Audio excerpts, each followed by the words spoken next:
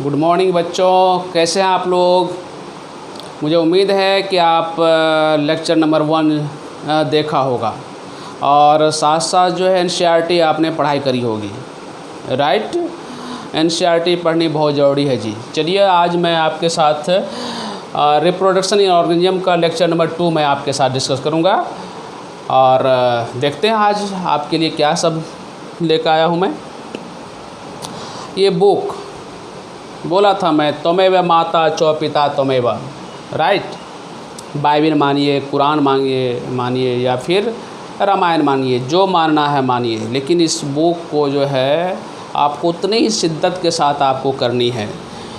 अभी रिसेंटली जो है अभी नीट का एग्ज़ाम हुआ है ना, 90 of 90 questions from NCERT text book, सही बोल रहा हूँ। आप जाके क्रॉस चेक करेंगे। मैं आपके साथ डिस्कस करने वाला हूँ टोटल क्वेश्चंस एनसीईआरटी का, मैं एविडेंस के साथ डिस्कस करूँगा एकदम पूरा पेज बाय पेज, राइट। इसके बाद चलिए देखते हैं, ये अपना यूनिट नंबर 6 है।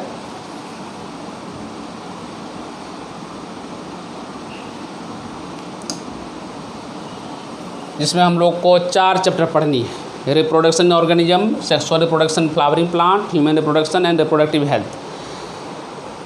मैं पिछले लेक्चर में भी कुछ पोर्शन इसका डिस्कस किया था आपके साथ, मैं थोड़ा रिकैप करता हूँ और फिर आगे बढ़ेंगे। ये दिखाने के पीछे मेरा पर्पस है कि मैं भी इसी बुक को फॉलो करता हूँ लाइन बाय लाइन आपके लिए, बहुत इम्पोर्टेंट है। इसमें हमने लाइफ स्पान के बारे में पिछले लेक्चर में आपके साथ डिस्कस किया था। लाइफ स्पान के बारे में बोले थे कि ये it is period, time period है between birth to natural death of an organism, और अलग अलग ऑर्गेनिज्म का हमने लाइफ स्पान आपके साथ डिस्कस करी थी और ये एनसीईआरटी में मेंशन है, तो आप इसको याद रखेंगे, राइट। बहुत इम्पोर्टेंट है। डिस्कस किया था कि सिंगल सेल ऑर्गेनिज्म का डेथ नहीं होता है। सिंगल सेल ऑर्गेनिज्म क्या होता है? इमॉर्टल होता है। हम लोग प्राइस पेड किए थे मल्टी सेलुलर होने का, राइट। मल्टी सेलुलरिटी होने का प्राइस पेड करते हैं हम लोग एज ए डेथ के रूप में। सिंगल सेल ऑर्गेनिज्म का डेथ नहीं होता है। क्यों नहीं होता है भाई? तो पेरेंट बॉडी ग्रो करता है, पेरेंट बॉडी डिवाइड करता है और वो डॉटर जो ही बड़ा मैच्योर होता है तो फिर वो डेथ में जाएगा। इसके बाद तो वहाँ जाने से पहले वो क्या करता है? डिवाइड कर जाता है। पहला बात तो ये। दूसरा है कि इनका सेल जो है हमेशा फ्रेश रहता है, नाइट्रोजनस वेस्ट मटेरियल उसमें अकुमुलेट नहीं हुआ था। ये अपना रिप्रोडक्शन का डेफिनेशन जो बोले थे, मोस्ट वाइटल बायोलॉजिकल प्रोसेस होता है, राइट। और इसमें क्या होता है? वन ऑर्गेनिज्म या टू ऑर्गेनिज्म अपने जैसे दूसरे ऑर्गेनिज्म को प्रोड्यूस करता है, प्रोक्रिएट करता है, राइट। ये वाइटल बायोलॉजिकल प्रोसेस है जिसमें एक ऑर्गेनिज्म अपने जैसे दूसरे ऑर्गेनिज्म को प्रोड्यूस करता है। ऑर्गेनिज्म मतलब क्या है? जो दूसरा ऑर्गेनिज्म है that is called offspring, right, similar to itself. और ये क्या करता है? कंटिन्यूटी ऑफ स्पीशीज को मेंटेन करने का काम करता है, राइट। इसको आप ध्यान रखेंगे, कंटिन्यूटी ऑफ स्पीशीज। बोले थे कि हम लोग तो एक दिन ख़त्म हो जाएंगे, लेकिन क्या ह्यूमन बीइंग ख़त्म होता है? नहीं होता है। क्यों? तो ड्यू टू रिप्रोडक्शन। इसको ध्यान रखेंगे आप। ये सेक्सुअल रिप्रोडक्शन देख रहे थे हम लोग। इसमें अलग अलग टाइप क्या क्या था? फ्यूजन पढ़े थे, फ्रेगमेंटेशन, बर्डिंग, रीजनरेशन और स्पोरुलेशन। ये अलग अलग टाइप्स के ये सेक्सुअल रिप्रोडक्शन है जो कि हम लोग आपके साथ डिस्कस करना है। थोड़ा किए भी थे पिछले लेक्चर में। ये देखिए फ्यूजन में क्या होता है।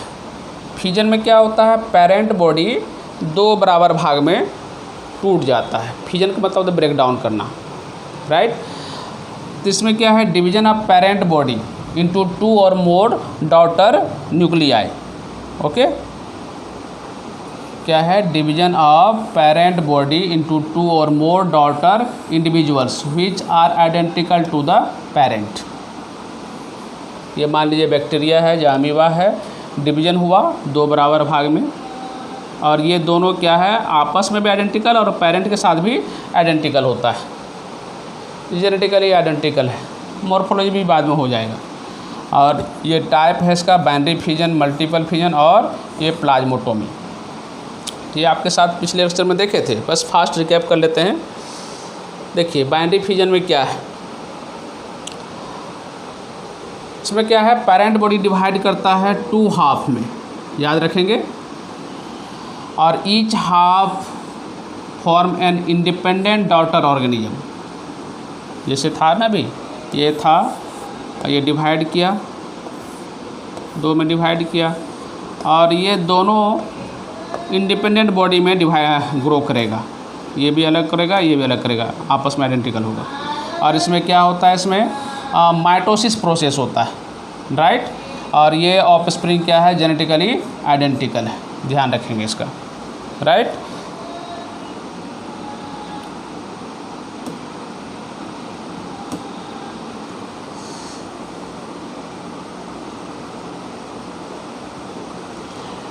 करा बाइनरी फिजन में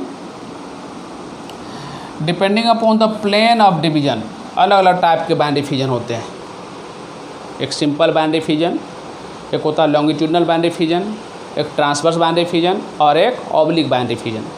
ये देखते हैं क्या चीज़ है, सिंपल और irregular, right, simple and irregular, दूसरा लॉन्गिट्यूडनल, तीसरा ट्रांसवर्स और चौथा ऑब्लिक। एक एक करके हम लोग देखेंगे।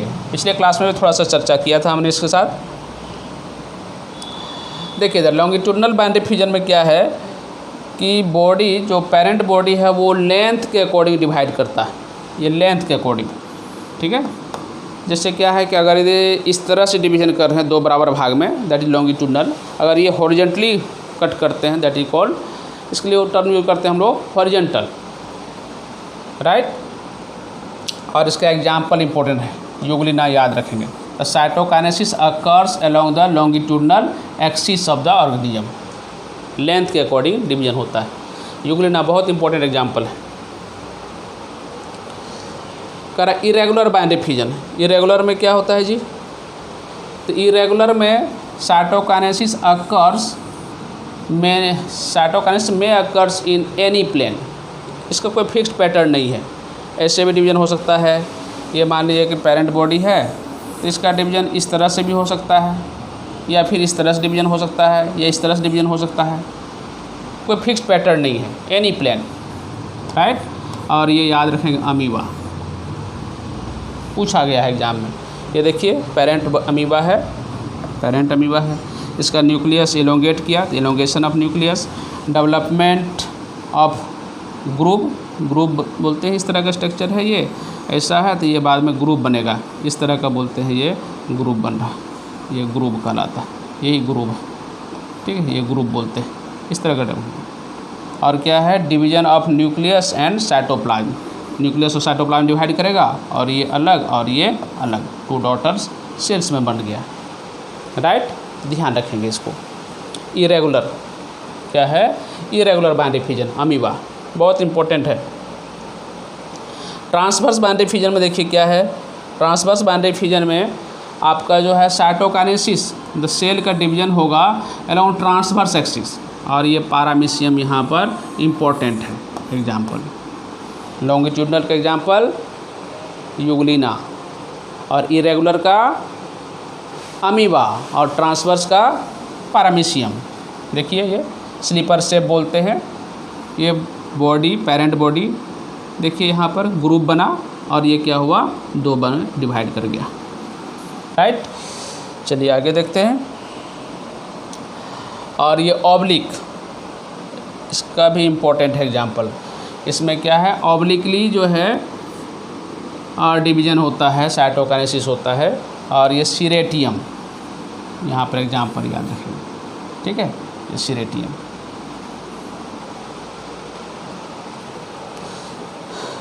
यहाँ एग्जाम्पल इम्पोर्टेंट था। और ये multiple fission, parent body divides into many daughter individual, right.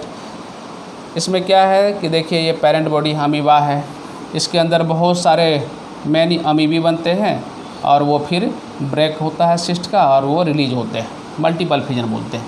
मतलब क्या है कि एक पेरेंट बॉडी बहुत सारे भाग में डिवाइड कर जाते हैं। और मल्टीपल फिजन इन प्लाज्मोडियम के बारे में इंफॉर्मेशन ये है कि ये मलेरिया काज करता है। मस्कीटो मलेरिया नहीं काज करता है, फीमेल एनोफिलीज मस्कीटो मलेरिया काज नहीं करता है, उसके सलेवरी ग्लैंड में पाया जाने वाला ये प्लाज्मोडियम मलेरिया काज करता है। तो प्लाज्मोडियम में भी क्या होता है, मल्टीपल फिजन के द्वारा इसमें मल्टीप्लेक्शन होता है। तो ये सब क्या है, टाइप ऑफ एसेक्सुअल रिप्रोडक्शन है, राइट। इसको ध्यान रखेंगे आप, ये भी इम्पोर्टेंट है। अमीबा में इरेगुलर भी हुआ था और मल्टीपल भी होता है, तो हैबिटेट पर डिपेंड करता है। वो हम लोग देखे थे, मोड ऑफ रिप्रोडक्शन हैबिटेट्स पर डिपेंड करता है और इंटरनल फिजियोलॉजिकल कंडीशन पर डिपेंड करता है कि ऑर्गेनिज्म जो है वो कौन सा मोड ऑप्ट करेगा अपने रिप्रोडक्शन के लिए, सेक्सुअल या एसेक्सुअल। याद है? चलिए आगे देखते हैं। ये टोमी का मतलब बताए थे, कटिंग या डिवीज़न बताए थे। इसमें क्या होता है कि कोई ऑर्गेनिज्म है जो मल्टी न्यूक्लिएटेड है, ठीक है, एक से अधिक न्यूक्लियस है इसके अंदर, मल्टी न्यूक्लिएटेड ऑर्गेनिज्म। और ये क्या हुआ, मल्टी न्यूक्लिएटेड ऑर्गेनिज्म में ही डिवाइड कर गया। मतलब ये दो तरह से डिवाइड किया, इसमें भी कुछ मल्टी न्यूक्लिएटेड सेल्स आया और इधर भी मल्टी न्यूक्लिएटेड सेल्स आया, ठीक है। तो मल्टी न्यूक्लिएटेड सेल को डिवीजन के बाद बनाया। The special type of fission in which multi nucleated protozoans क्या करता है, डिवाइड इनटू 2 और मोर मल्टी न्यूक्लिएटेड डॉटर्ड इंडिविजुअल। ये प्लियोमैक्सा और ओपालिनॉय, ठीक है, इसको याद रखेंगे, ओपालिनिड्स को याद रखेंगे। और ये बर्ड में क्या होता है, बर्ड का मतलब है उभार। पेरेंट बॉडी पर थोड़ा उभार निकलना स्टार्ट होता है, धीरे धीरे वो ग्रो करता है और डिटैच हो जाता है, बर्डिंग, ठीक है। डॉटर इंडिविजुअल फॉर्म ए स्मॉल पार्ट और बर्ड बोलते हैं, क्या फॉर्म करता है, स्मॉल पार्ट और bird arising from parent body. देखिए ये पेरेंट बॉडी है और यहाँ से ये थोड़ा निकला है इसे, राइट, और यही बर्ड कहलाता है। और ये क्या है, ये पेरेंट बॉडी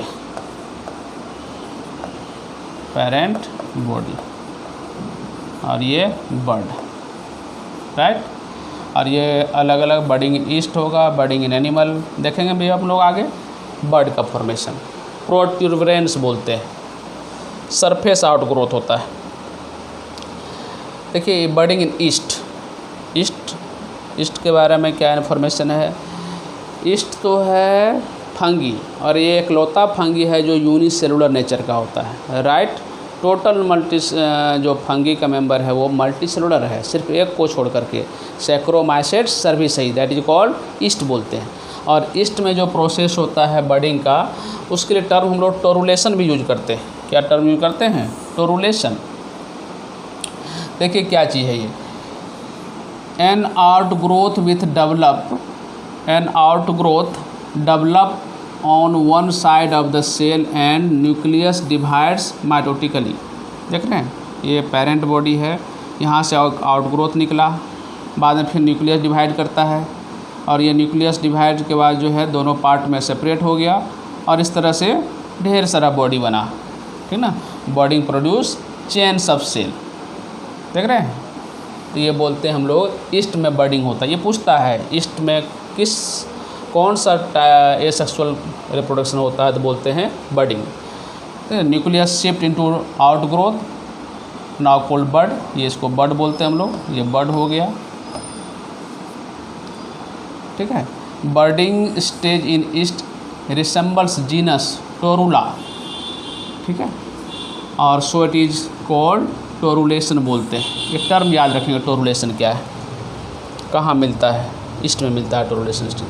बर्डिंग इन एनिमल में देखिए क्या है, एक्जोजीनस बर्डिंग और इंडोजीनस बर्डिंग। एनिमल के बॉडी के बाहर भी कुछ आउटग्रोथ होते हैं, दैट इज एक्जोजीनस, और इंटरनल बर्डिंग भी होता है एनिमल में, देखेंगे हम लोग एक करके, एक्जोजीनस और एक्सटर्नल बर्डिंग, एक्जोजीनस और एक्सटर्नल बर्डिंग, इंडोजीनस और इंटरनल बर्डिंग, जिसको गैमुलेशन भी बोलते हैं, ये याद रखिएगा, गैमुलेशन। देखेंगे उधर स्पंज के अंदर गैमुलेशन होता है, और एक टर्म है एस्ट्रोबिलेशन। ये आपके एनसीईआरटी मेंशन नहीं है, बस जानकारी के लिए मैं यहाँ पर आपके साथ शेयर कर रहा हूँ।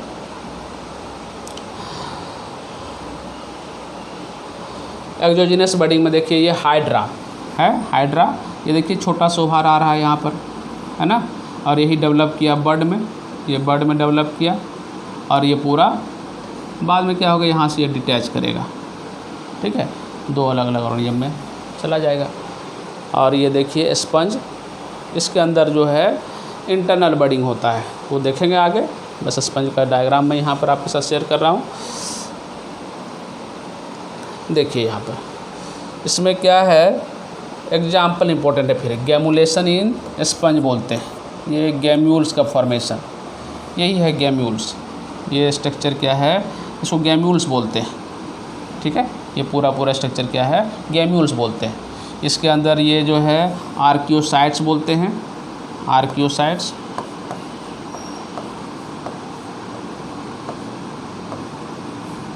आर्कियोसाइट्स बोलते हैं। ये क्या है स्ट्रक्चर, याद कीजिए, स्पिक्यूल्स बोलते हैं, स्पिक्यूल्स बोलते हैं इसको, ओके। तो देखिए इधर these are small spore like structure, gemmules क्या है, कि स्मॉल स्पोर लाइक स्ट्रक्चर है, forming during the unfavourable condition, ये इम्पोर्टेंट है, in fresh as well as marine sponge. Sponge को हम लोग क्या बोलते हैं, पोरीफेरा भी बोलते हैं, पोरीफेरा का मेंबर होता है, हम लोग पढ़ेंगे आगे, 11th क्लास का पोर्शन पढ़ना है, अलग अलग एनिमल का ग्रुप, उसमें पोरीफेरा, सिलेंट्रेटा, ये सब चलेगा। दीज कंसिस्ट ऑफ आर्कियोसाइट्स, ठीक है, surrounded by pinacocytes and protected by spicules, ठीक है, आर्कियोसाइट्स, ये लिखे थे आर्कियोसाइट्स इसके अंदर।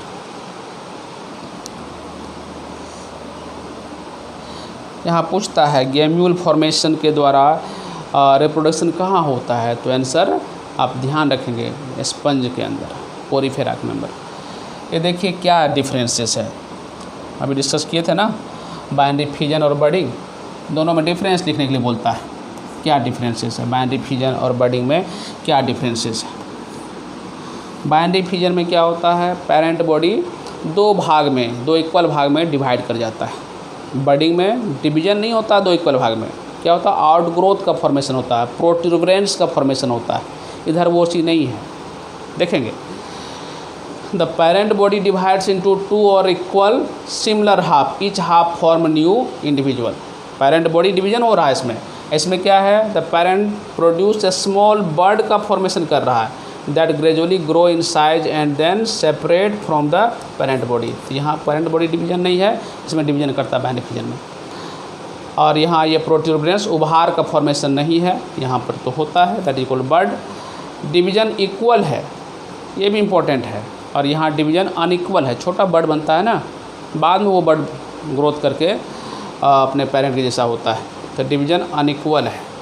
और क्या है, पेरेंट बॉडी डिसअपीयर कर जाता है, ये इंपॉर्टेंट डिफरेंसेस है। पेरेंट बॉडी क्या करता है, डिसअपीयर करता है। जैसे क्या है कि ये मान लिया पेरेंट बॉडी है, ठीक है, ये न्यूक्लियस उसका, और ये डिवाइड किया तो ये और इसमें डिवीजन हुआ, ठीक है, और ये ख़त्म हो गया, ये विलुप्त हो गया, डिसअपीयर कर गया। लेकिन यहाँ पर वो बात नहीं है, पेरेंट बॉडी रिमेंस इंटैक्ट। अभी देखे थे हाइड्रा में ना, ये हाइड्रा में इस टाइप का देखे थे, ये पेरेंट बॉडी है मान लीजिए, और यहाँ से क्या हुआ, ये आउट ग्रोथ हुआ, तो कुछ समय बाद जो है ना ये इस तरह का रहेगा, और यहाँ से क्या हुआ, ये डिटैच हो गया, तो ये अलग अपना डेवलप करेगा, राइट। तो ये पेरेंट बॉडी यहाँ डिसअपीयर नहीं करता है, ध्यान रखेंगे। और कहाँ होता है, तो बैक्टीरिया के अंदर होता है, अमीबा के अंदर होता है, यूग्लिना के अंदर होता है, पैरामीशियम के अंदर होता है। इंपॉर्टेंट एग्जाम्पल है, आप इसको भूलेंगे नहीं। और ये कहाँ होता है, बडिंग, तो ईस्ट में होता है, साइकोन और हाइड्रा में होता है, राइट। आप ये डिफरेंस 3-4 पॉइंट याद रखेंगे, याद रहेगा। चलिए आगे देखते हैं। ये देखिए एस्ट्रोबिलेशन, ये चीज़ क्या है बताए थे, एनसीईआरटी में इधर नहीं है पढ़ना, लेकिन ये टर्म से क्वेश्चंस आते रहते हैं। एस्ट्रोबिलेशन, ठीक है, ये ऑर्गेनिज्म है, इसके बॉडी छोटे छोटे सिमिलर टुकड़ों में टूटता रहता है। कह रहा क्या, repeated formation of similar segment. Similar segment देखिए इधर, जैसा ये है वैसा ही ये बना है, फिर वैसा ही वैसा ही, इस तरह से रिपीटेड सेगमेंट का फॉर्मेशन हो रहा है। ये देखिए जो यहाँ है वही चीज़ यहाँ, पहले यहाँ बना, फिर यहाँ बना, फिर यहाँ बना, देख रहे हैं, तो रिपीटेशन हो रहा है। तो क्या है, repeated formation of similar segment by budding is called strobilation. Repeated segment का फॉर्मेशन हो रहा है, बार बार एक ही जैसा रिपीट होता है, एस्ट्रोबिलेशन। और ये स्काइफिस्टोमा, ये ऑर्गेनिज्म का नाम लिखा हुआ है, और ये प्लानुला। एग्जाम्पल थोड़ा ध्यान रखेंगे, जिसमें क्या है, कहाँ होता है ये, तो टेनिया सोनियम के अंदर, और कहाँ है ये स्काइफिस्टोमा लार्वा जेली फिश के अंदर आता है।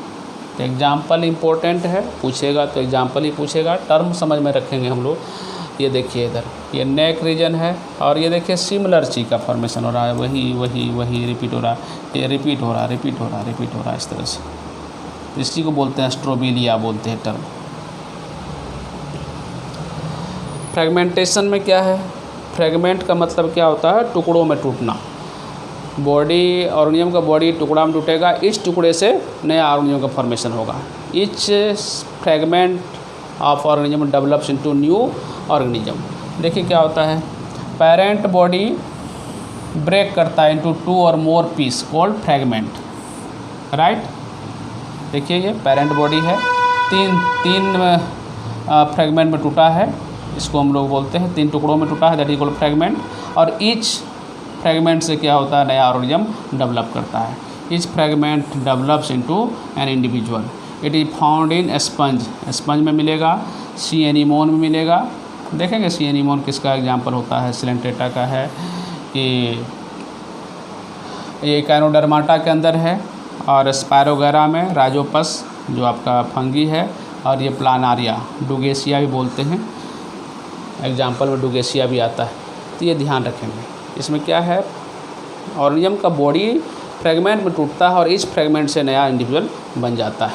ये प्लेनारिया का एग्जाम्पल है, याद रखेंगे। फ्रेगमेंटेशन। रीजनरेशन में क्या है, देखिए रीजनरेट करना क्या है, रीजनरेट। लॉस्ट बॉडी पार्ट क्या होता है, फिर से बन जाता है। किसी कारण से ऑर्गेनिज्म जो है अपने की बॉडी में नहीं होता ऐसा, अपने बॉडी में बस एक ऑर्गन है लीवर, जो थोड़ा रीजनरेशन का प्रॉपर्टी शो करता है। ह्यूमन बींग में रीजनरेशन का प्रॉपर्टी नहीं है, राइट। हाँ, बहुत सारा ऑर्गेनिज्म है नेचर में जो रीजनरेशन का प्रॉपर्टी शो करता है। इसमें क्या होता है, ये लिखे हैं, it is the ability to repair और renew the lost body part. अगर यदि बॉडी पार्ट में कोई खराबी आ गया है तो उसमें रिपेयर करते हैं, या फिर नया वहाँ से नया जनरेट कर देते हैं in the post embryonic life of an animal. हम लोग का लाइफ को 2 भाग बांटते हैं, एक एम्ब्रायनिक और एक होता है पोस्ट एम्ब्रायनिक। एम्ब्रायो स्टेज के बाद वाले स्टेज को बोलते हैं पोस्ट एम्ब्रायनिक लाइफ। तो वहाँ पर किसी तरह डिफेक्ट है तो उसका रिपेयर करते हैं, या फिर उसको फिर से जनरेट करते हैं। और ये 2 टाइप का है, ठीक है, ध्यान रखेंगे। एक होता है एपीमॉर्फोसिस, दूसरा मॉर्फोलैक्सिस बोलते हैं, याद रखेंगे सबको। रीजनरेशन 2 टाइप का, एपीमॉर्फोसिस और मॉर्फोलैक्सिस। ये दोनों टर्म बहुत इंपॉर्टेंट है। अभी एनसीईआरटी मेंशन नहीं है, लेकिन ये क्वेश्चंस यहाँ से आते हैं। देखिए एपीमॉर्फोसिस में क्या होता है। एपीमॉर्फोसिस इसमें क्या है, replacement of lost body part. कोई बॉडी पार्ट लॉस्ट कर गया तो उसके जगह पर नया आ जाएगा। और ये 2 टाइप का है, एक है रिपेरेटिव रीजनरेशन, एक है रेस्टोरेटिव रीजनरेशन। अब लॉस्ट बॉडी पार्ट है, मान लीजिए थोड़ा सा कहीं वुंड वगैरह हो गया, बॉडी का वहाँ से कुछ छोटा सा पार्ट निकल गया, किसी वजह से डैमेज हो गया, तो वो फिर से रिपेयर हो जाता है। रिपेरेटिव रीजनरेशन में क्या है, only certain damage tissue can regenerate, जैसे वुंड हीलिंग, घाव का हील होना, that is called reparative regeneration, right. Wound का हीलिंग, घाव का भरना, दैट इज रिपेरेटिव। रिपेयर हो गया बॉडी में, मान लीजिए क्या कि कहीं पर वुंड हुआ और वो फिर से घाव भर गया, दैट इज रिपेरेटिव। और रेस्टोरेटिव रीजनरेशन में क्या होता है, रेस्टोरेटिव रीजनरेशन में क्या होता है, पूरा savoured body parts can be regenerated, जैसे टेल इन हाउस लिजार्ड, हम लोग जो है देखते हैं ना छिपकली, जो छिपकी बोलते हैं हाउस लिजार्ड, और उसका टेल काट दीजिए, कट गया किसी वजह से, तो फिर से वहाँ टेल आ जाता है, उसमें क्या है पूरा ऑर्गन डेवलप हो जाता है, right. That is called restorative morphallaxis बोलते हैं, इसको याद रखिएगा, रेस्टोरेटिव रीजनरेशन, मोर्फोलैक्सिस नहीं, रेस्टोरेटिव रीजनरेशन। ये पार्ट है एपीमॉर्फोसिस का। मोर्फोलैक्सिस का केस अलग है, देखिए इधर, ठीक है।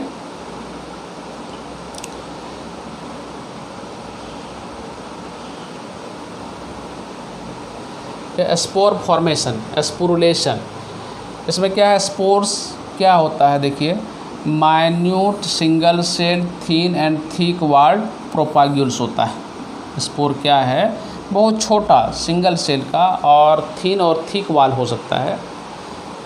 प्रोपाग्यूल्स मतलब होता है एक जगह से दूसरे जगह फैलाने वाला। दे डिस्पर्सिव स्ट्रक्चर है, they are dispersive structure which also form new individual. Spores हवा के साथ या और भी किसी मीडियम के साथ उड़ करके दूसरी जगह जाएगा, वहाँ से नया इंडिविजुअल बनाएगा। Spores formation is common in मोनरा kingdom पढ़ चुके थे हम लोग, प्रोकैरियोटिक किंगडम को बोलते हैं मोनरा। प्रोटिस्टा यूनिसेलुलर यूकैरियोट बोलते हैं, एल्गी के अंदर, and fungi. Most of the spore are zoo spores, और ये जू स्पोर्स का एक और विशेषता है कि ये नॉर्मली क्या है, मोटाइल स्पोर्स होता है। और बहुत सारा स्पोर्स क्या है, नॉन मोटाइल नेचर का भी होता है, और जिसमें कि स्पोरेंजियोस्पोर और ये कोनिडिया, ये सब क्या है, नॉन मोटाइल स्पोर्स है। तो याद रखेंगे, स्पोर्स, मोटाइल स्पोर्स, जू स्पोर्स, और नॉन मोटाइल स्पोर्स स्पोरेंजियोस्पोर और कोनिडिया, और भी सारा बहुत सारा है, यहाँ से ध्यान रखेंगे। स्पोरुलेशन, स्पोर फॉर्मेशन बोलते हैं इधर। देखिए ये जू स्पोर क्या है, जू स्पोर में जू मतलब एनिमल की बात करते हैं, स्पोर एनिमल में पाए जाने वाला स्पोर। नॉर्मली ऐसा लगता है लेकिन ऐसा नहीं है। जू स्पोर को बोलते हैं हम लोग मोटाइल स्पोर बोलते हैं, इसमें फ्लैजिला होता है नॉर्मली, ठीक है, flagellated spore, that is called जू स्पोर। जू स्पोर से special kind of motile and flagellated spore, याद रखिएगा फ्लैजिलेटेड स्पोर होता है, और produce inside the zoo sporangia. Sporangia word कहीं भी रहेगा तो उसके अंदर उसके वर्ड से रिलेटेड जो है उसमें स्पोर्स मिलेगा, ठीक है। तो कह रहा है दे आर जनरली नेकेड होता है, इसमें सेल वॉल नहीं होता। ये बहुत इंपॉर्टेंट क्वेश्चन है, यहाँ पूछता है कौन सा ऐसा प्लांट सेल है जिसमें सेल वॉल एब्सेंट होता है, तो आंसर जाता है zoo spore. Zoo spore plant cells है, फ्लैजिलेटेड या मोटाइल प्लांट सेल्स है, गैमेटिक सेल्स होता है जहाँ क्या है, सेल वॉल एब्सेंट है। The flagella help to swim in aquatic habitat for proper dispersion, ठीक है। और ये एग्जाम्पल कुछ याद रखेंगे तो ज़्यादा बेटर है, ज़्यादा नहीं, एक दो एग्जाम्पल याद रखेंगे। जू स्पोर्स, ये क्लेमाइडोमोनास बहुत इंपॉर्टेंट है, ठीक है, ये क्लेमाइडोमोनास आपके एनसीईआरटी का दिया हुआ चीज़। जू स्पोर कहाँ मिलता है, तो क्लेमाइडोमोनास, आप एनसीईआरटी पेज में देखेंगे बुक में, वो मेंशन है आंसर, ये एग्जाम्पल। देखिए ये कोनिडिया, क्या है ये, कोनिडिया, ये कोनिडिया बोलते हैं इसको, ठीक है। और ये पेनिसिलियम का स्ट्रक्चर है, तो पेनिसिलियम के अंदर क्या है, कोनिडिया, फंगी है पेनिसिलियम, राइट। और they are formed in Penicillium, बहुत बार क्वेश्चन आ चुका है यहाँ से। और पेनिसिलियम एग्जाम्पल होता है स्कोमाइसिटीज का। Conidia are non motile spores होता है, प्रोड्यूस्ड सिंगली और ग्रुप में होगा, ठीक है, चेन बाय कंस्ट्रक्शन और the tip of special hyphal cell. Fungal के बॉडी को हाइफा बोलते हैं हम लोग। They are produced in exogenous. तो कोनिडिया के बारे में 3-4 बात याद रखेंगे। कोनिडिया फॉर्मेशन, ये सेक्सुअल रिप्रोडक्टिव स्ट्रक्चर होता है कोनिडिया, और ये बनता कहाँ है, तो पेनिसिलियम के अंदर। पेनिसिलियम क्या है, तो स्कोमाइसिटीज का पार्ट है। स्कोमाइसिटीज टाइप ऑफ फंगस बोलते हैं, पढ़ेंगे स्कोमाइसिटीज, बेस्टिडियोमाइसिटीज, ड्यूट्रोमाइसिटीज, फाइकोमाइसिटीज, याद कीजिएगा इनमें से। और ये एक्सोजीनस बडिंग है, बॉडी के बाहर बनता है, सिंगल भी हो सकता है और चेन में भी हो सकता है, ग्रुप में भी हो सकता है। तो ये कोनिडिया।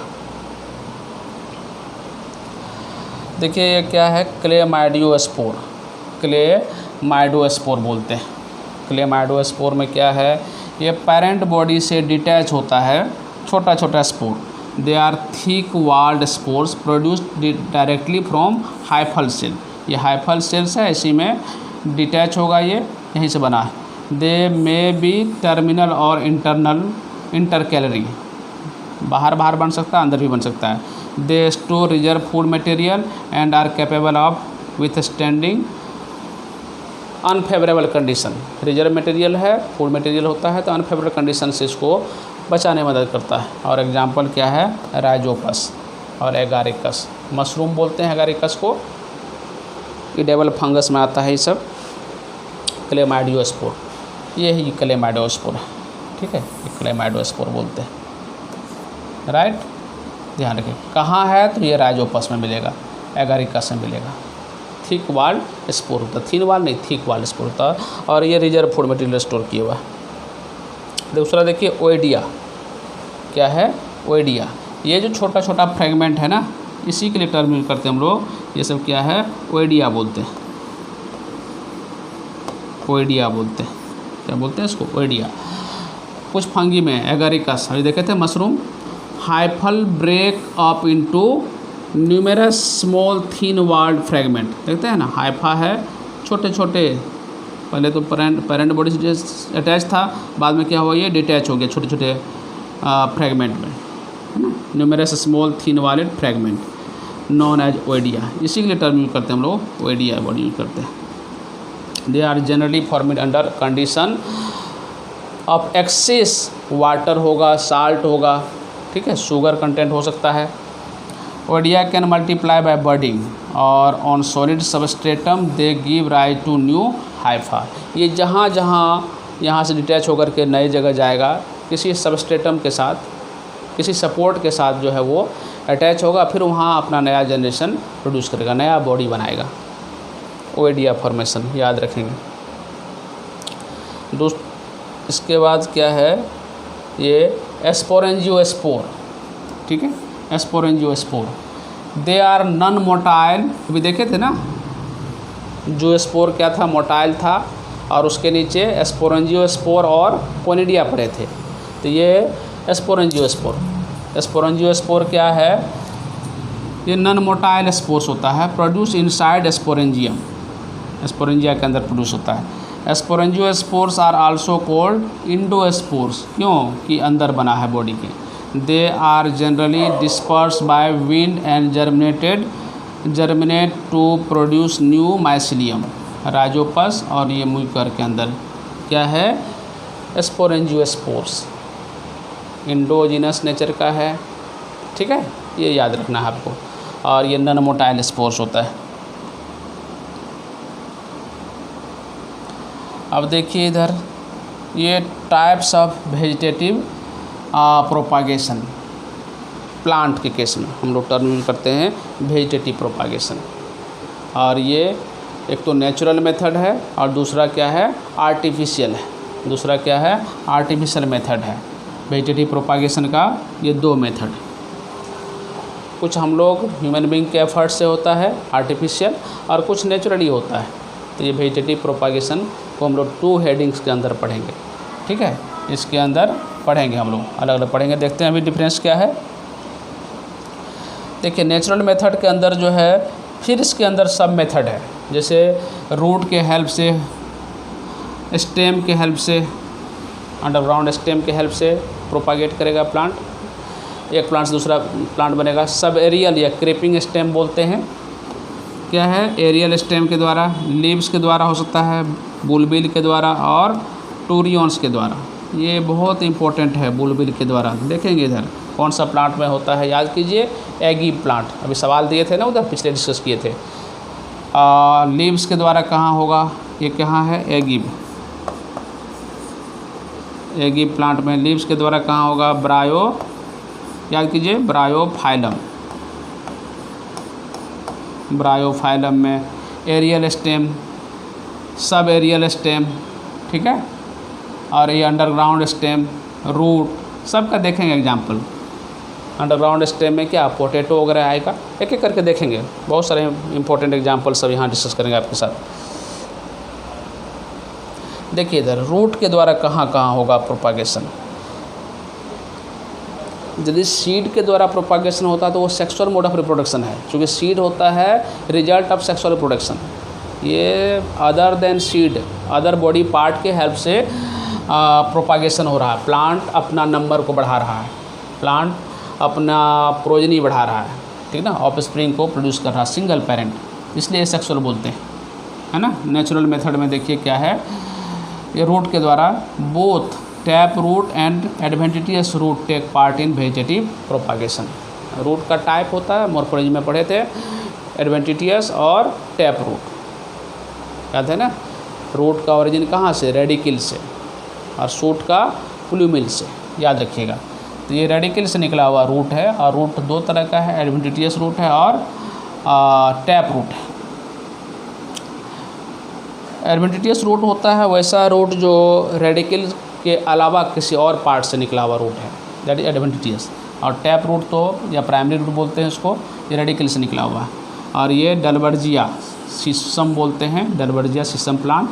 गुआभा अमरूद बोलते हैं, पॉपुलर एल्बीजिया, मुरैया, sweet potato, tapioca, dahlia, asparagus, ये सब प्लांट है जहाँ रूट के द्वारा प्रोपागेशन होता है। इस सब प्लांट का हम लोग रूट लगाते हैं, ठीक है। गुआभा लगाना हो तो सीड भी लगाते हैं ना गुआभा केस में, लेकिन रूट के द्वारा ज़्यादा बढ़िया से इससे प्रोपागेशन होता है। जरूरी नहीं कि एसेक्सुअल होगा तो वहाँ सेक्सुअल नहीं होगा, सेक्सुअल मोड और एसेक्सुअल मोड भी बहुत सारा ऑर्गेनिज्म अपनाता है साथ साथ, वो डिपेंड करता है कि उनका कंडीशन कैसा है। अंडरग्राउंड स्टेम, अंडरग्राउंड स्टेम के द्वारा प्रोपागेशन होने वाले प्लांट के लिए हम लोग एक स्पेशल टर्म यूज करते हैं, ये इंपॉर्टेंट है। जैसे क्या है, ये ट्यूबर बोलते हैं। तो ट्यूबर का एग्जाम्पल याद रखेंगे, ट्यूबर में पोटैटो बहुत इंपॉर्टेंट एग्जाम्पल है। Potato are produced by tuber and not by seed.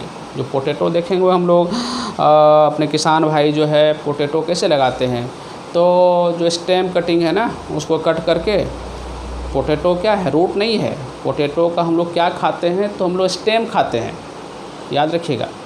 बहुत सारे जनरल कंपटीशन के तैयार करने वाले बच्चे पोटैटो पूछता है क्या है, जड़ है, तना है, तो वो लिखता है ये जड़ है।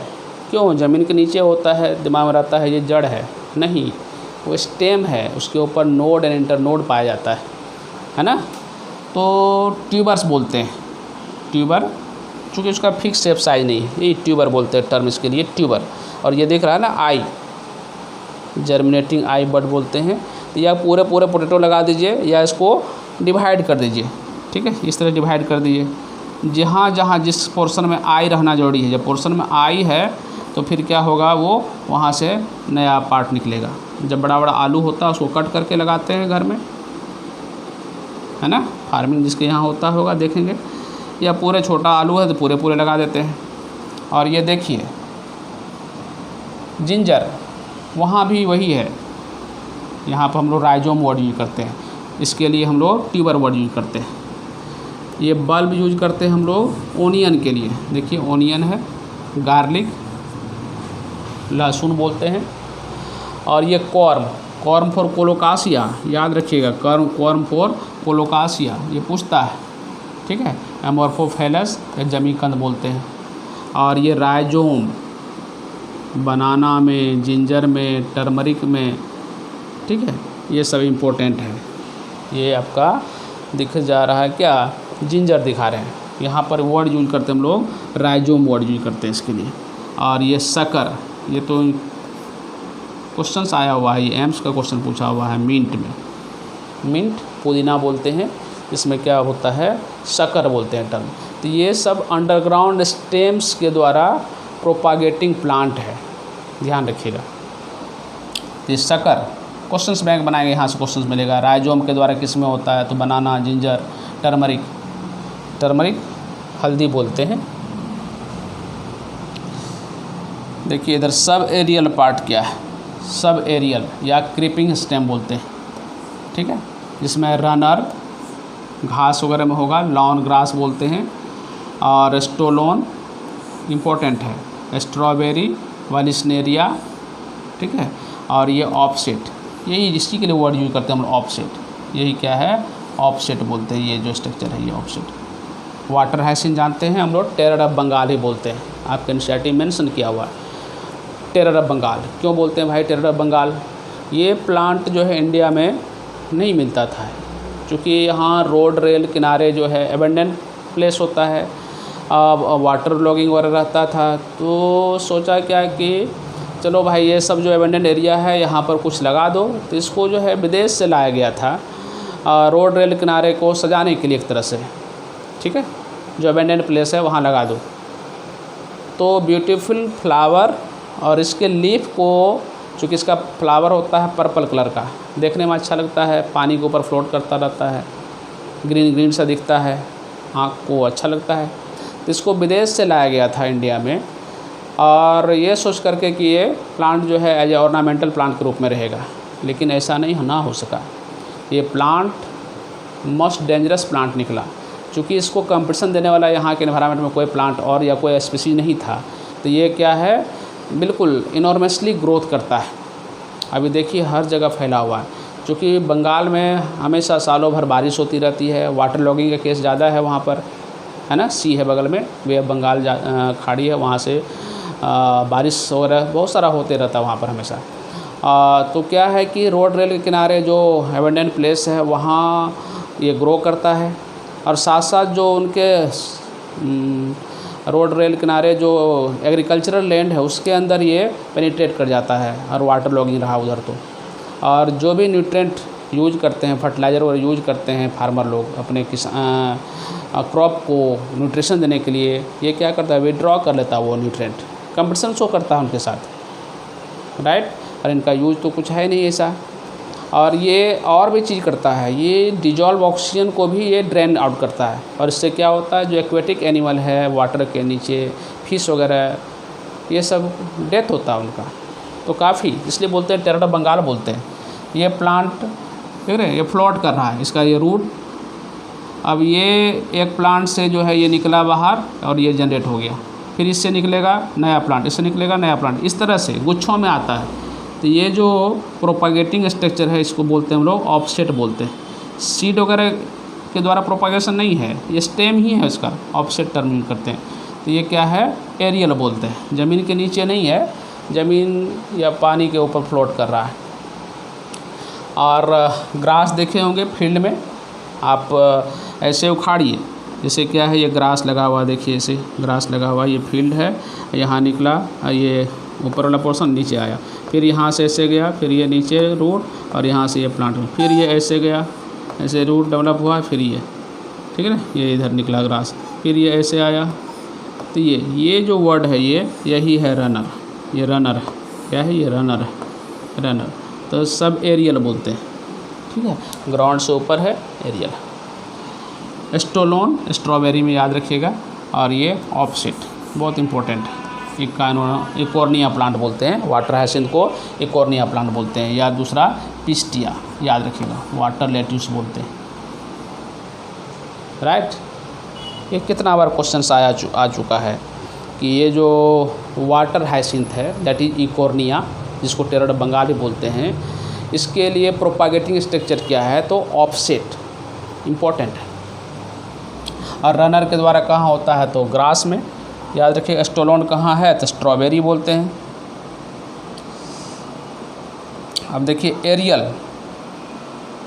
एरियल स्टेम कहाँ है, ठीक है, एरियल स्टेम, ये ओपियून्सिया बोलते हैं।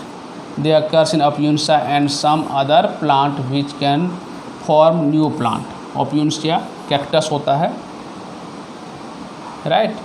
और sugar cane is propagated by planting segment of stem having at least one node. Sugar cane देखे हैं, ईख बोलते हैं, ईख वाला प्लांट में क्या है, उसका जो बॉडी पार्ट है इस तरह का, ठीक है, ये ईख प्लांट है, मान लीजिए लगा, इधर रूट है, और देखिएगा इसमें जगह जगह क्या रहता है, ये नोड रहता है, ठीक है, नोड रहता है। तो ये क्या है, ये सब जो भी ग्राउंड से ऊपर वाला पार्ट है, एरियल पार्ट है, तो अगर ये शुगर केन लगाना रहेगा तो इसका रूट या सीड नहीं ढूंढते हैं, क्या करते हैं, इसको तोड़ते हैं, टुकड़ों में तोड़ते हैं इसे, और ईच पार्ट से क्या होगा, इसको ज़मीन के नीचे लगाते हैं। नोड होना ज़रूरी है, इसमें भी क्या है, नोड होना ज़रूरी है।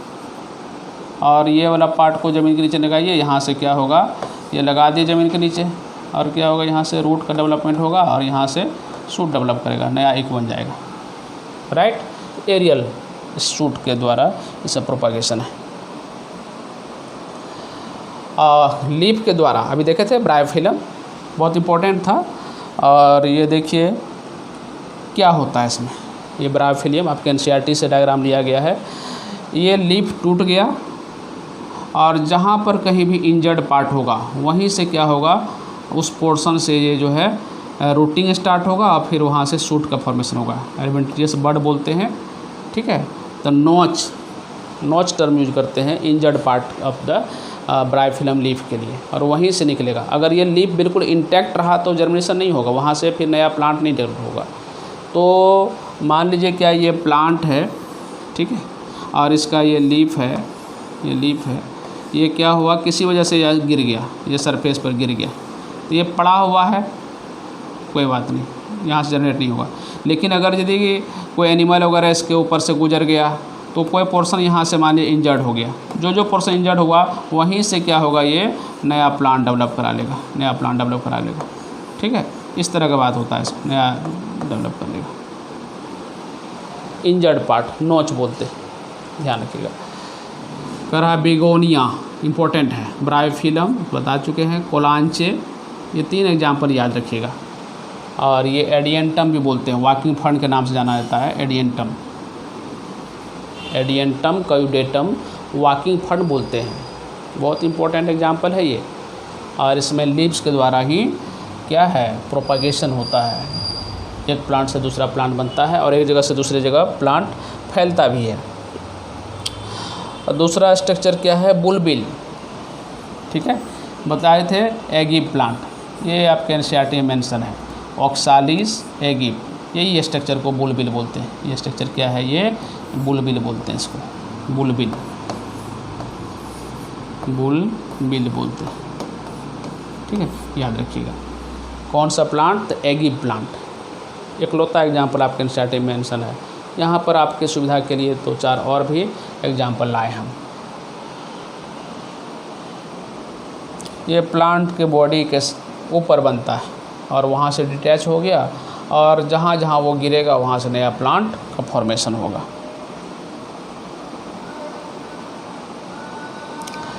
टोरियंस आपके एनसीईआरटी में पढ़ना नहीं है, लेकिन ये टर्म मिल जाएगा आपको, इस वजह से मैं बता रहा हूँ। Turions are found in number of water plant, water plant के अंदर मिलेगा, ये पोटामोजिटोन बोलते हैं।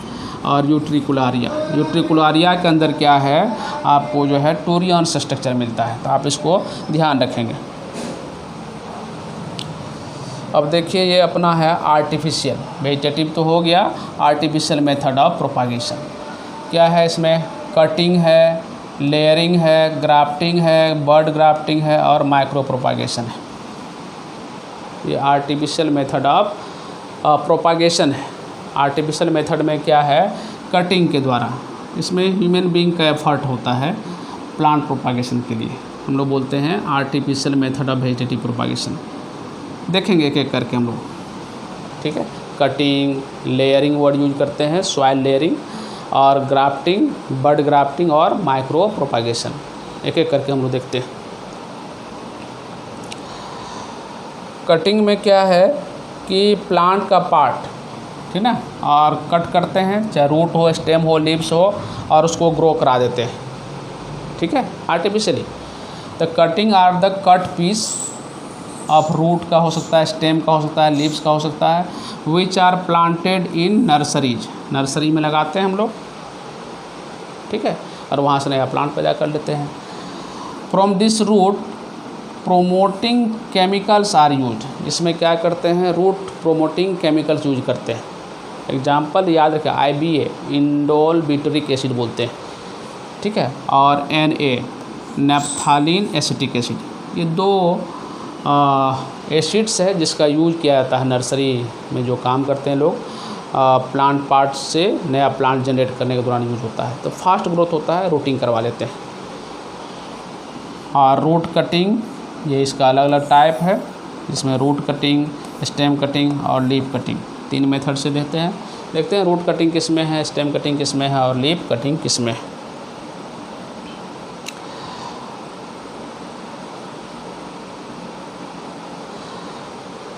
कह रहा है apart from A part of stem cut in grow into new plant when placed in moist soil. ठीक है, जैसे मैंगो में, गुआवा में, लीची में, लेमन, रोज, इसमें क्या करते हैं स्टेम का पार्ट को कट करते हैं और उसमें जो है केमिकल डालते हैं। कट करने के बाद उसको ज़मीन के नीचे लगा दिए, केमिकल छिड़काव कर दिए, कुछ दिन के बाद जो है वहाँ से नया प्लांट जनरेट हो जाता है। देखिए इधर लीफ कटिंग में लीफ का पार्ट कट करके गिरा दिए, वहाँ पर छिड़काव कर दिए, रूट डेवलप हो गया, यहाँ से स्टेम डेवलप हो गया। ये देखिए यहाँ स्टेम कटिंग, स्टेम लगा दिए, मिट्टी से ढक दिए, कुछ समय के बाद क्या है रूट बनेगा, स्टेम बन जाएगा। हाँ, इस तरह का होता है बहुत सारे प्लांट के, इसमें छीट का ज़रूरत नहीं है। रूट कटिंग, ये सब एग्जाम्पल कुछ याद रखेंगे आप, तो इम्पोर्टेंट है। ठीक है, एग्जाम्पल याद रखना है। Root cutting are use in propagation of lemon, नींबू में, ऑरेंज प्लांट में, ब्लैकबेरी और रेसबेरी बोलते हैं। स्टेम कटिंग कहाँ मिलेगा? It is common method of propagation. Stem cutting बहुत सारे प्लांट में करेंगे, जैसे रोज में हम लोग लगाते हैं रोज का प्लांट। ठीक है, दोस्त यार के यहाँ से जो है अच्छा रोज का प्लांट होता था बचपन में, उनके यहाँ से मांग के लाते थे, उनका स्टेम थोड़ा सा काट के दे दो भाई। ठीक है, एक स्टेम लिया, उसको 4-5 टुकड़ों में काट करके लगा दिया, 4-5 रोज का प्लांट आ जाता था। ये शुगर केन अभी देखे थे, धतूरा, डूरेंशिया बोलते हैं, डूरांटा, सिट्रस, ग्रेप, कॉफ़ी, बहुत सारा प्लांट है, सबको याद रखने की ज़रूरत नहीं है, कुछ कुछ कॉमन जो है उसको याद रखेंगे। और लीफ कटिंग में क्या है, ये बिगनोनिया ब्रायोफिलम। ठीक है,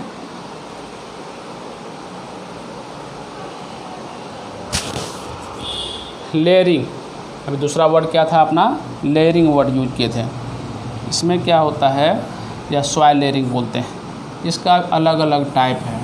जो पहले यहाँ से क्वेश्चंस आते हैं अभी विगत के सालों में, चूँकि एनसीईआरटी से इसमें से बहुत सारा पोर्शन को निकाल दिया गया है, तो क्वेश्चंस तो ज़्यादा नहीं आएंगे, लेकिन ये सब वर्ड से वाकिफ़ होना चाहिए। माउंड लेयरिंग क्या है, गोटी क्या होता है, सिंपल लेयरिंग, ठीक है, सरपेंटाइल लेयरिंग क्या होता है, ट्रेंच लेयरिंग क्या होता है, ये सब टर्म से वाकिफ़ रहेंगे। ड्रॉप लेयरिंग, टिप लेयरिंग, ठीक है, उतना इम्पोर्टेंट सब नहीं है, लेकिन ये माउंड लेयरिंग आप याद रखेंगे, माउंड लेयरिंग।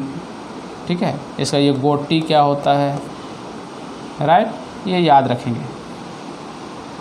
ये 2-4 इम्पोर्टेंट है। क्या होता है इसमें, तभी आगे देखते हैं लेयरिंग में क्या करते हैं। प्लांट पार्ट को हम लोग जो है झुका करके अलग अलग मेथड से हम लोग जो है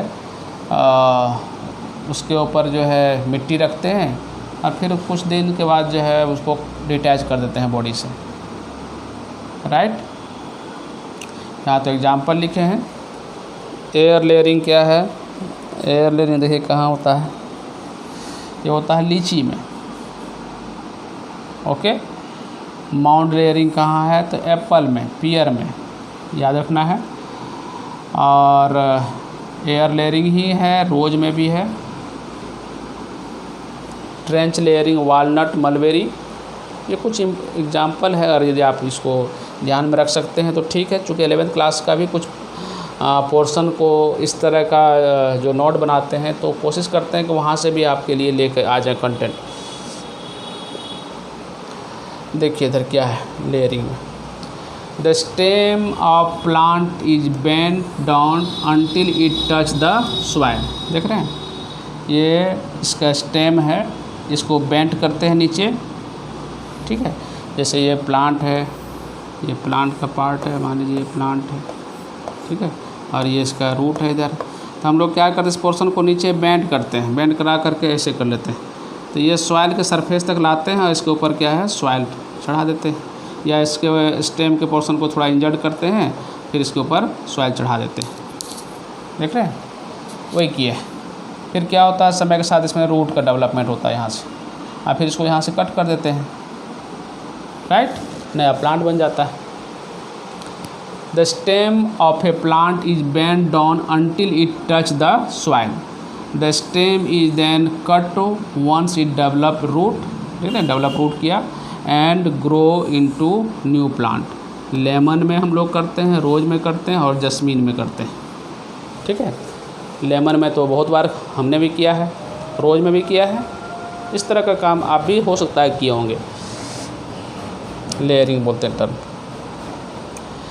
एरियल लेयरिंग में देखिए क्या है, एरियल लेयरिंग में या एयर लेयरिंग बोलते हैं, इसमें क्या करते हैं, a slanting cut is made in the stem and kept separate with toothpick. Moth and plastic is wrapped around it till root grow, then new plant is cut and planted separately। Air layering में क्या करते हैं, ये plant है, ठीक है, और ये इनका मानिए एरियल पार्ट है। अब क्या करते हैं, यहीं पर हम लोग जो है थोड़ा सा कट लगाते हैं, राइट, यहाँ कट लगाते हैं और यही मिट्टी सॉइल जो है डिपॉजिट करते हैं, और इसको क्या करते हैं, रैपिंग कर देते हैं, कवर कर देते हैं। कुछ दिन के बाद क्या होता है, यहाँ से रूट का डेवलपमेंट होता है अंदर में, और यहाँ से कट करके नया प्लांट नए जगह पर लगा देते हैं, इस तरह से, ठीक है, लगा दीजिएगा, फिर से डेवलप हो जाएगा, ये स्टेम इंटैक्ट रह जाएगा। इस तरह का चीज़ है। कह रहा है कि ग्राफ्टिंग में क्या होता है, ग्राफ्टिंग में कह रहा है क्या कि इसमें जो है दो वर्ड याद रखना है, एस्सियोन और स्टॉक, राइट, ये दो वर्ड बहुत बार आता है। कह रहा है कि for example the scion of Dasheri mango is grafted on the stock of desi mango. ये दशहरी मैंगो होता है, मैंगो का अच्छा क्वालिटी वैरायटी है।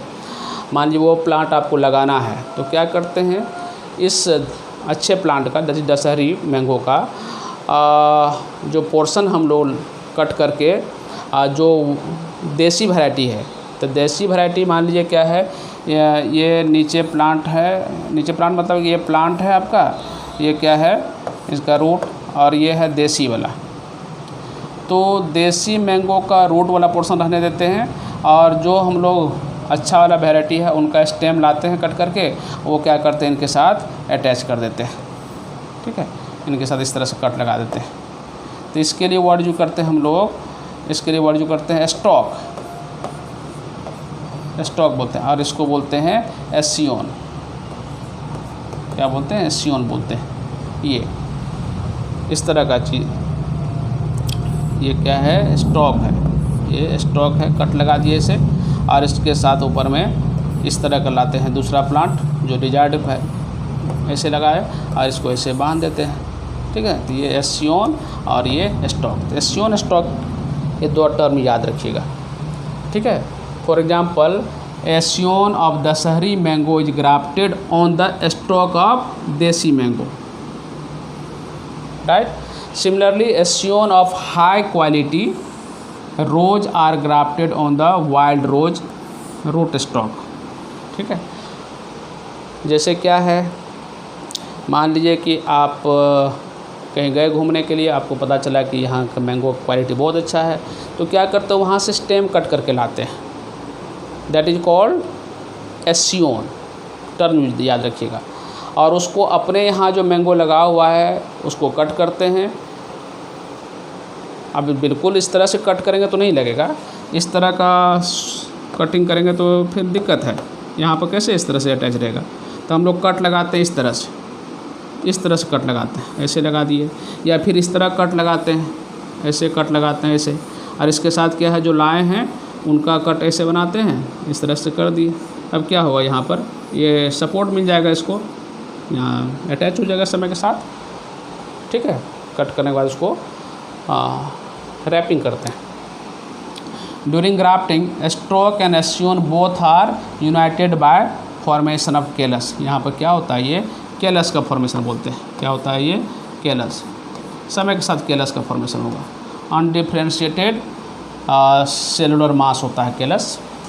This callus is produced by cambium, ये इम्पोर्टेंट है।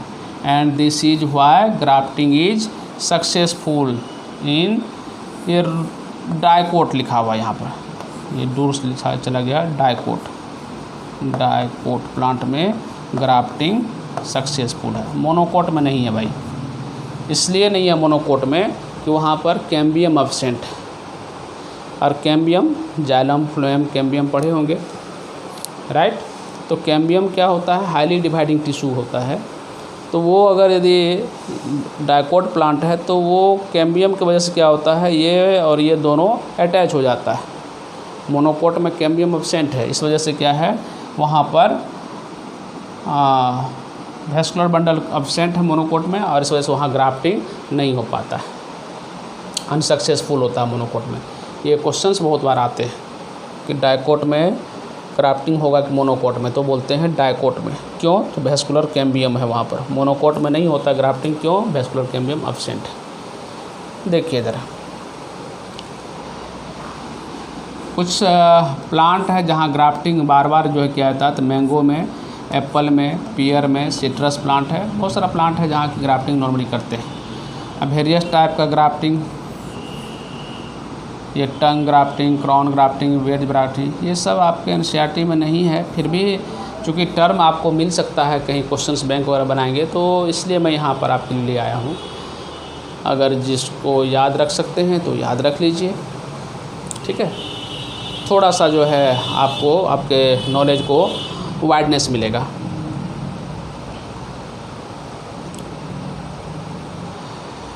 देखिए यहाँ पर अभी बढ़ा रहे थे, इसको बोलते हैं स्टॉक। क्या है ये, स्टॉक है।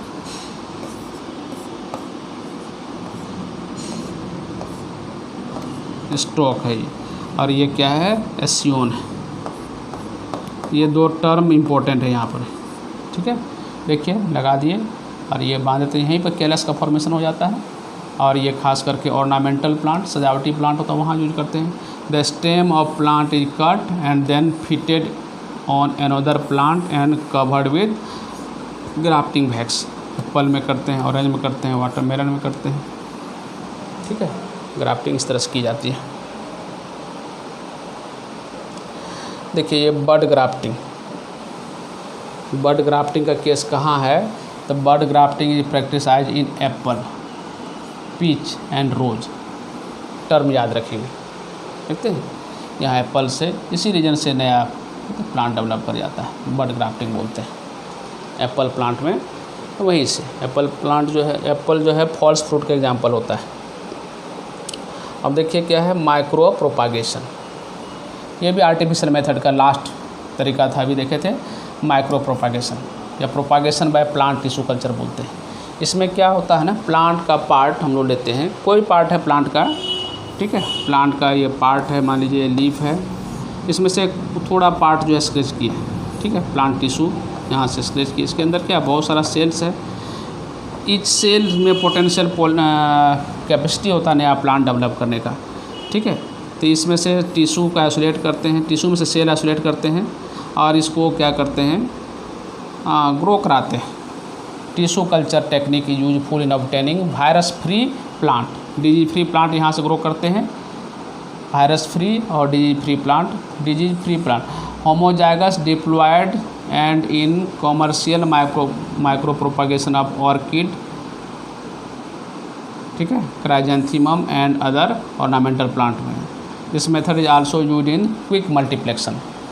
बहुत फास्ट तरीके से आपको, जैसे क्या है, सीड अगर लगाएंगे तो आपको वेट करना पड़ेगा, लंबे समय तक वेट करना पड़ेगा। मान लीजिए कोई प्लांट आपको चाहिए, तो अब फ्लावरिंग होगा उसमें, फिर फ्रूटिंग होगा, वेट करना पड़ेगा, फिर सीड डेवलप होगा, मैच्योर होगा, फिर उस सीड में जो है कुछ समय तक जो है उनको उनके डोरमेंट स्टेज में रखना होता है। फिर नेक्स्ट सीजन में आकर के फिर सीड लगाइए, फिर वो ग्रो करेगा, बहुत लंबा प्रोसेस होता है। लेकिन आप चाहते हैं कि मल्टीपल कॉपी, एक ही टाइप का कॉपी जो है, बहुत सारा एक प्लांट का जो है कॉपी आपको मिले, तो उसके लिए हम लोग माइक्रो प्रोपागेशन टेक्निक यूज करते हैं। इसमें क्या करते हैं, सीड लगाने की ज़रूरत नहीं पड़ता है। प्लांट का कोई पार्ट थोड़ा सा ले लिए और उसमें तो क्या है, लाखों सेल्स है और ईच सेल में क्या होता है, पोटेंशियल होता है, कैपेसिटी होता है नया प्लांट फॉर्मेशन करने का। इस तरह की प्रॉपर्टी को बोलते हैं हम लोग टोटीपोटेंसी, राइट। एनिमल सेल में अगर इस तरह का कैपेसिटी होगा तो उसके लिए टर्म यूज करते हैं प्लीरोपोटेंसी, याद रखिएगा। देखिए क्या है, माइक्रो प्रोपागेशन और प्लांट टिश्यू कल्चर में है ना। प्लांट का पार्ट लिए, कुछ टिश्यू लिए, इसको न्यूट्रिएंट मीडियम में डाल दिए, tissue samples scrap from the parent plant से थोड़ा सा कट किए और इसको जो है कल्चर मीडियम है, टिश्यू सैंपल प्लेस्ड इन एगार growth medium containing nutrient and oxygen. ये याद रखिए, ऑक्सीजन यहाँ पर रखते हैं, ये फाइटो हार्मोन्स है, न्यूट्रिएंट रखना है तब तो ग्रो करेगा। फिर क्या करता है, sample develops into tiny plantlet, देख रहे हैं ईच सेल डेवलप कर गया है छोटे छोटे प्लांट में, और उसको वहाँ से हम लोग जो है प्लांट अलग अलग जो है ये कंपोस्ट के अंदर जो है उसको ग्रो कराते हैं और एक साथ जो है लाखों प्लांट हम लोग को मिल जाता है बहुत कम समय में। ठीक है, ये टिश्यू कल्चर टेक्निक में यही होता है। अब कह रहा है क्या मेरिट्स है और क्या डिमेरिट्स है, वेजिटेटिव प्रोपागेशन का मेरिट्स क्या है, मतलब क्या इसका खूबी है और इसका क्या खामी है। It is only method of मल्टीप्लेक्शन in seedless plant. बहुत सारा प्लांट क्या है जिसमें सीड का फॉर्मेशन नहीं होता है, तो भाई वो प्लांट कैसे प्रोपागेशन करेगा, वो अपने जनरेशन को कैसे बढ़ाएगा, तो वो वेजिटेटिव रिप्रोडक्शन करेगा, हेल्प से वो अपना प्रोपागेशन करता है, राइट। तो देखेंगे जो सीडलेस प्लांट है, खास करके शुगर कैन के अंदर सीड नहीं है ना, बनाना के अंदर सीड नहीं है, सीडलेस ग्रेप्स होता है, सीडलेस ऑरेंज होता है, ये सब प्लांट जो है वेजिटेटिव प्रोपागेशन के हेल्प से अपना प्रोपागेशन करता है। मतलब अपना प्रोपागेशन मतलब क्या, अपना नंबर बढ़ाता है। The important advantage of vegetative propagation is that plant can be retained and multiple identity indefinitely without any change और वेरिएशन। और ये क्या है, रैपिड मेथड है। जो सबसे इम्पोर्टेंट जो मेरिट्स है वेजिटेटिव प्रोपागेशन का, कि इसमें प्लांट का character generation after generation change नहीं करता है। मान लीजिए डिजायर्ड कैरेक्टर आपको जो चाहिए वो मिल गया और वही कैरेक्टर चाहते हैं कि हमको बार बार मिले, तो वो संभव है due to vegetative propagation. Sexual mode of reproduction मतलब वेरिएशन होता है इस जनरेशन के साथ, होता है ना, लेकिन वहाँ क्या था, आइडेंटिकल कॉपी बनता है। तो मान लीजिए कि आपको कोई डिजायर्ड प्लांट आपको मिला, अब उसका मल्टीपल कॉपी आप सालों साल चाहते हैं, उस केस में आपको एसेक्सुअल या फिर वेजिटेटिव रिप्रोडक्शन ही कराना पड़ेगा। तो वही लिखा हुआ है, the important advantage of vegetative propagation is that the plant can retain and multiplied identity indefinitely without any change और वेरिएशन। ठीक ना, लगातार लंबे समय तक, इंडिफिनिट टाइम तक जो है वो बिना किसी चेंज अपने में लाए बगैर या किसी तरह का वेरिएशन किए बगैर वो है मल्टीपल कॉपी देते रहता है, राइट।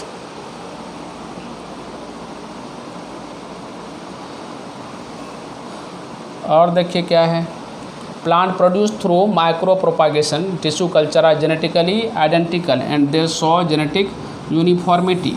ठीक ना, जेनेटिकली आइडेंटिकल प्लांट बनेगा। अभी जो देखे थे, प्लांट का कोई पार्ट से जो है बहुत सारा टिश्यू, फिर उसका सेल आइसोलेट किया और एक ही जैसा प्लांट डेवलप हो गया, तो जेनेटिकली आइडेंटिकल प्लांट यहाँ से ग्रो करा लेते हैं। Vegetative propagation by plant tissue culture या micro propagation has been applied in production of disease free plant. Disease free plant चाहिए तो वो भी वहाँ यूज करते हैं हम लोग वेजिटेटिव प्रोपागेशन का। और good quality of the plant can be preserve for long time, सही है। और transgenic plant that is genetically modified plant can be produced by using tissue culture. मान लीजिए क्या कि आपको डिजायर्ड प्लांट तैयार करना है जो आपके विल के अकॉर्डिंग या आपके रिक्वायरमेंट के अकॉर्डिंग जो है वो इल्ड प्रोड्यूस कर सके, तो उसके लिए क्या करते हैं, लेबोरेटरी में अलग अलग प्लांट का जीन को हम लोग फ्यूज करा करके कुछ नया प्लांट बना लेते हैं और उस प्लांट को फिर क्या करते हैं, रिटेन करते हैं। तो रिटेन करने के लिए हम लोग को वेजिटेटिव रिप्रोडक्शन का सहारा लेना पड़ता है, राइट। अब डिमेरिट्स क्या है भाई, मेरिट है, डिमेरिट भी है। डिमेरिट क्या होता है कि vegetative propagules are prone to viral disease हो सकता है, बैक्टीरियल डिजीज हो सकता है, फंगल डिजीज हो सकता है। और क्या है, यहाँ कोई वेरिएशन भी नहीं है और ये ओवर क्राउडिंग भी कॉज करता है। सिंपल सी बात है, अगर प्लांट का कोई बॉडी पार्ट लिए वहाँ से लाखों सेल्स को हम लोग डेवलप करा दिए और ये तो फास्ट मेथड ऑफ प्रोपागेशन है, तो ओवर क्राउडिंग कॉज करता है, राइट। और कोई वेरिएशन भी नहीं है, क्योंकि अपना इन्वायरमेंट जो होता है वो कांस्टेंट इन्वायरमेंट नहीं है, चेंजिंग इन्वायरमेंट है। तो चेंजिंग इन्वायरमेंट के साथ जो है ऑर्गेनिज्म को चेंज करना पड़ता है, तो ये तो चेंज होता नहीं है, ठीक है। तो ये सब कुछ ड्रॉबैक्स है।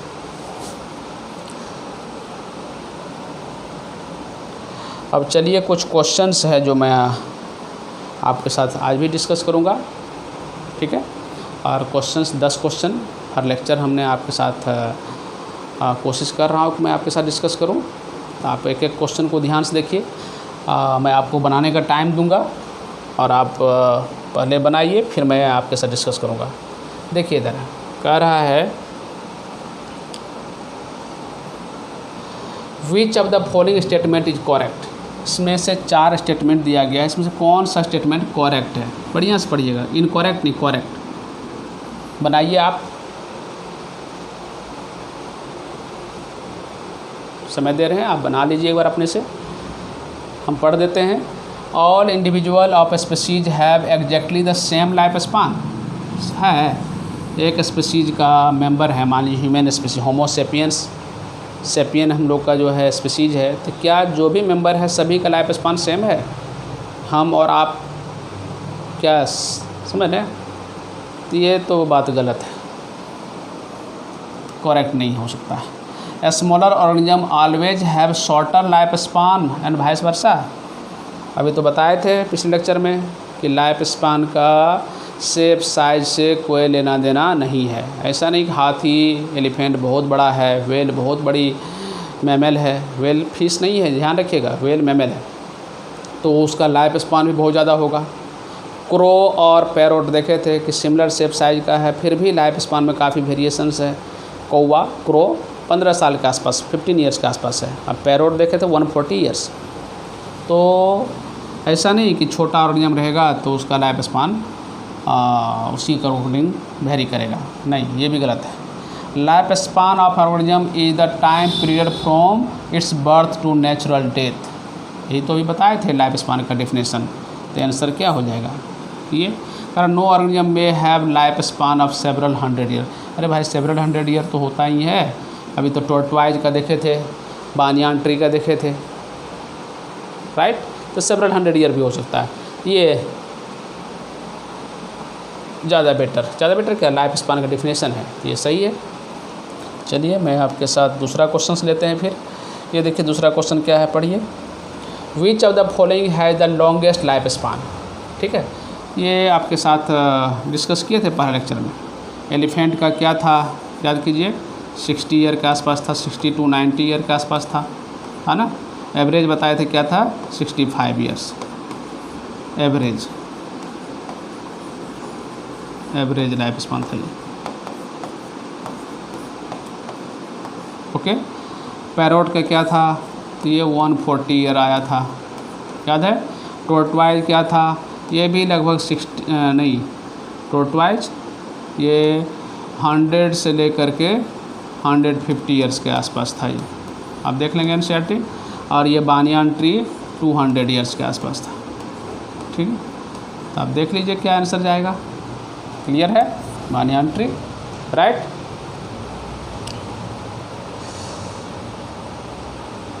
कर select the option which arrange the given organism in ascending order of their life span.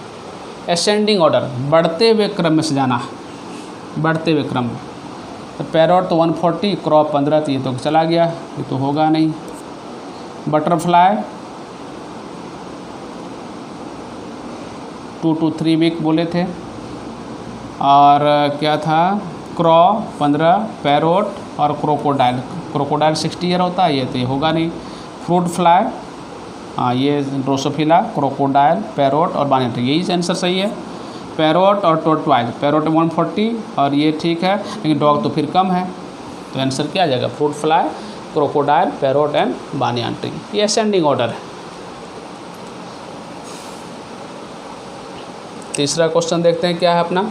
Read the following statement about reproduction and select the incorrect one. ये 4 स्टेटमेंट है, इसमें से कौन इनकरेक्ट है ये पता करना है। आप देखिए, खुद से देखिए, आपको मौका दे रहे बनाने का। It is biological process in which an organism give rise to young one. Incorrect पूछ रहा है, ये ध्यान रखिएगा। इनकरेक्ट, नॉट करेक्ट, इनकरेक्ट पूछा जा रहा है। तो इट इज़ बायोलॉजिकल, रिप्रोडक्शन के बारे में इनकरेक्ट बात कौन सा है? It is biological process in which an organism give rise to young one, ये तो बात सही है भाई। It enables the continuity of life, sorry species, ये भी सही है। It produce genetic variation in organism, ये भी तो सही है। It maintain population of the young and adult person only, young और एडल्ट पर्सन को ही देता है, ओल्ड नहीं है, ये बात गलत है। तो ये आंसर क्या हो जाएगा? आंसर ये हो जाएगा। सही है, ध्यान रखिएगा। ये कह रहे ये मेंटेन करता है यंग और एडल्ट पर्सन ओनली, नहीं, सभी का मेंटेन करता है। इसके बाद देखिए नेक्स्ट क्वेश्चन क्या है। कह रहा क्लोन्स आर, क्लोन क्या होता है? Are individual that have exactly the same life span. Life span होगा क्लोन में का सब? नहीं भाई। फिजियोलॉजी, ग्रोथ रेट, हाँ ये देखिए जेनेटिक मेकअप। क्लोन क्या होता है? जेनेटिक मेकअप, जो उनका जेनेटिक कॉन्फ़िगरेशन है वो सेम होता है। जैसे क्या है ना कि मान लीजिए ये प्लांट पार्ट है और इसका जीनोटाइप है मान लीजिए ये TT, ठीक है। तो इसमें से कोई भी पार्ट, इसका पार्ट मान लीजिए ये कट करके ये लगा दिए यहाँ पर, तो यहाँ से जो प्लांट निकलेगा, ठीक है, ये इसका भी जीनोटाइप क्या होगा? TT होगा। तो जेनेटिक मेकअप, या इस पोर्शन को कट करके लगा दीजिए यहाँ पर, तो यहाँ से जो प्लांट निकलेगा इसका भी जीनोटाइप क्या होगा? ये TT ही होगा। तो जीनोटाइप या जेनेटिक मेकअप क्या होता है? क्लोन का सेम होता है। या मान लीजिए क्या कि सेक्सुअल रिप्रोडक्शन का प्रोडक्ट में, जैसे ये मेल, ये फीमेल, ये प्रोड्यूस किया मेल स्पर्म, ये ओवम, ये जो है फ्यूज किया बना के जायगोट, और ये जायगोट में क्या हुआ? डिवीजन हुआ। जायगोट में डिवीजन होगा, एम्ब्रियो बना, ये एम्ब्रियोनिक स्टेज है इसका, और ये क्या हुआ? किसी वजह से क्या है कि इसमें ब्रेकडाउन हो गया, तो यहाँ से डेवलप किया 2 फीटस, ठीक है, 2 फीटस डेवलप किया। तो ये आपस में क्लोन है। अगर ये इसको बोलते हैं मोनोजाइगोटिक ट्विंस बोलते हैं, ये भी आपस में क्लोन है। तो यहाँ जेनेटिक मेकअप दोनों का सेम रहेगा। तो सेक्सुअल रिप्रोडक्शन केस में भी क्लोन का फॉर्मेशन होता है, लेकिन मेनली वर्ड यूज करते हैं हम लोग ये सेक्सुअल रिप्रोडक्शन। तो जेनेटिक मेकअप क्या होगा? सेम होगा, ठीक ना। Clones are individual that have exactly same genetic makeup. Life span नहीं, ये अलग मरेगा, वो अलग मरेगा, मरना वो अलग चीज़। करा which one of the following process result in the formation of clone of bacteria. Clone of bacteria कैसे पैदा करेंगे? एक बैक्टीरिया, ठीक है, चूँकि ये सेक्सुअल रिप्रोडक्शन है तो इसका रिजल्ट तो क्लोन होता है। इससे 2 बना ना, ये आपस में क्लोन है। फिर जो है इससे क्या है? फिर 2 बनेगा समय के साथ, फिर इससे 2 बनेगा, इस तरह से ये मल्टीप्लाई करता है। ये क्लोन है आपस में। तो कैसे करेंगे? बैक्टीरिया पूछ रहा है ना, रीजनरेशन तो होता नहीं है, बर्डिंग नहीं होगा, हाँ बाइनरी फ्यूजन होगा वहाँ, ये बाइनरी फ्यूजन ही तो हो रहा है, बाइनरी फ्यूजन बोलते हैं। नेक्स्ट सवाल देखिए क्या है। कह रहा ए sexual reproduction is seen in the member of kingdom. किस किंगडम के मेंबर में ए सेक्सुअल रिप्रोडक्शन होता है? तो हम लोग किंगडम पढ़ चुके थे, कौन कौन सा किंगडम होता है याद कीजिए। तो मोनरा किंगडम, 5 किंगडम है ना, 5 किंगडम क्लासिफिकेशन विटिकर के द्वारा। मोनरा, दूसरा प्रोटिस्टा, तीसरा फंगी, प्लांटी और एनिमालिया। ये 5 किंगडम में से कौन सा ऐसा किंगडम है जहाँ की मोड ऑफ रिप्रोडक्शन क्या है? एसेक्सुअल रिप्रोडक्शन का मोड है, ठीक है। तो देखिए तो मोनरा होता ही है, प्लांटी में भी होता है, एनिमालिया में भी होता है एसेक्सुअल मोड ऑफ रिप्रोडक्शन। तो आंसर क्या हो जाएगा? ऑल ऑफ दीज हो जाएगा, क्योंकि हायर प्लांट भी तो एसेक्सुअल मोड ऑफ रिप्रोडक्शन को अडॉप्ट करता है। जैसे रोज प्लांट क्या है? फ्लावरिंग प्लांट है, एंजियोस्पर्म है, लेकिन वहाँ भी क्या है, एसेक्सुअल है। मुनरा बैक्टीरिया वगैरह आता है तो वहाँ तो होता ही होता है। एनिमल में भी, ठीक ना, बहुत बड़ा हायर एनिमल नहीं करता है, लेकिन एनिमल दिया है चॉइस में और ये ऑल दे रहा है तो बेटर आंसर ऑल जाएगा। कह रहा है select the incorrect statement, 4 statement कौन सा इनकरेक्ट है, ठीक है, इनकरेक्ट पूछा जा रहा है, incorrect. Amoeba and paramecium reproduce by binary fission, ये तो सही है भाई, है ना, क्या है ये सही है। इसको ऐसे करते हैं हम, चलिए देखिए ये सही है। इनकरेक्ट पूछा जा रहा है। Bud are produce due to unequal division of parent, ये भी सही है, अनइक्वल सही है। Encystation refers to the formation of 2 layered hard covering around amoeba during unfavourable condition, और spores are formed due to multiple fission in. तो answer क्या हो जाएगा, ये इंसिस्टेशन 3 लेयर्ड होता है, 2 लेयर लिखा है।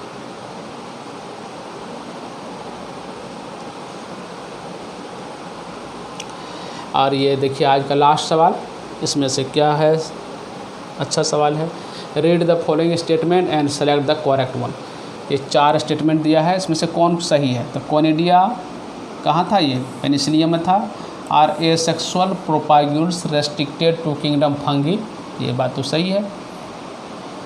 A piece of potato tuber having at least 1 eye और node is capable of giving rise to new plant, ये भी सही है, ये सही हो गया, ये सही हो गया।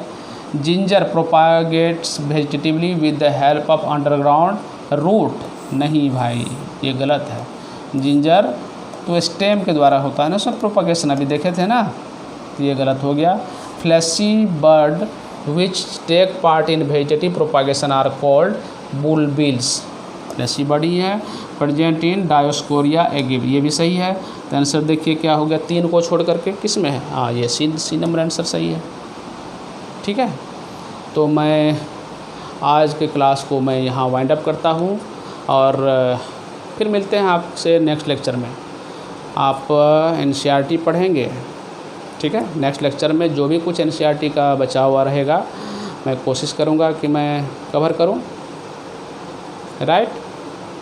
तो 1 लेक्चर या 2 लेक्चर हो सकता है, और अभी बहुत सारी चीज़ पढ़ना है, गैमेट का फॉर्मेशन, गैमेटोजेनेसिस, फिर रिप्रोडक्शन, कुछ बेसिक इन्फॉर्मेशंस है इस टॉपिक में जो मैं आपके साथ शेयर करूंगा नेक्स्ट लेक्चर में।